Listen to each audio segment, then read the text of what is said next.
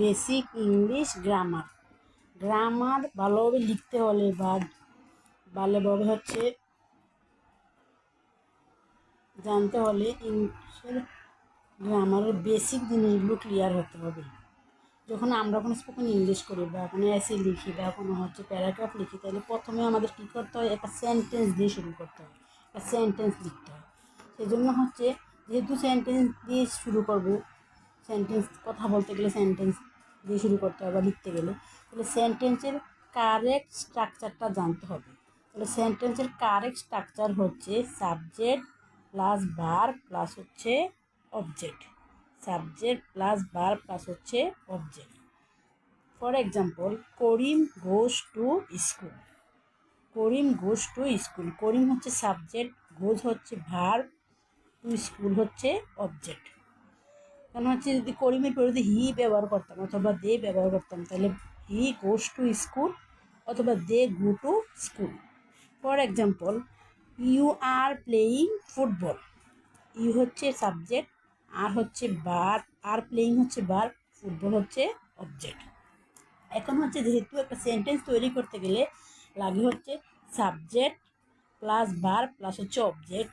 এখানে সাবজেক্ট কী সেটা জানো, সাবজেক্ট কী বা কে বা কারা সাবজেক্ট হয় বা কী সাবজেক্ট হয়। তাহলে সাবজেক্ট হয়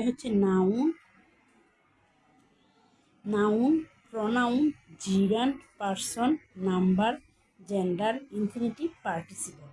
এখন যেহেতু একটা সেন্টেন্স তৈরি করতে গেলে প্রথমে সাবজেক্ট লাগে, তাহলে আমাদেরকে সঠিক সাবজেক্ট ব্যবহার করতে হবে। তাহলে এখন সাবজেক্ট হিসেবে ব্যবহার করার জন্য আমরা নাম্বার জানব।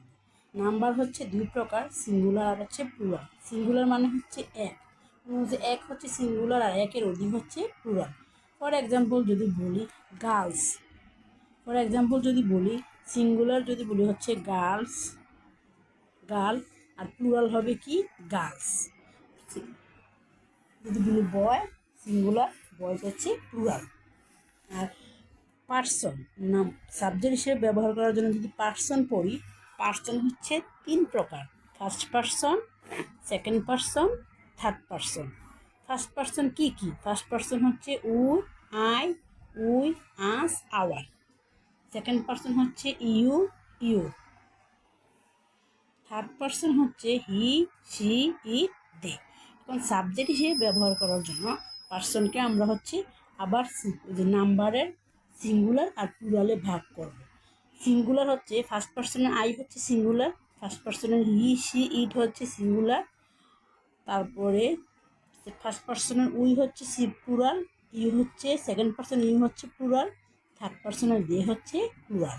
এখন সাবজেক্ট হিসেবে ব্যবহার করার জন্য সিঙ্গুলার আর প্লুরালে ভাগ করছি, কারণ যদি আমার subject third person singular number হয়, তাহলে ভার্বের সাথে এস বাই এস যোগ করতে হয়।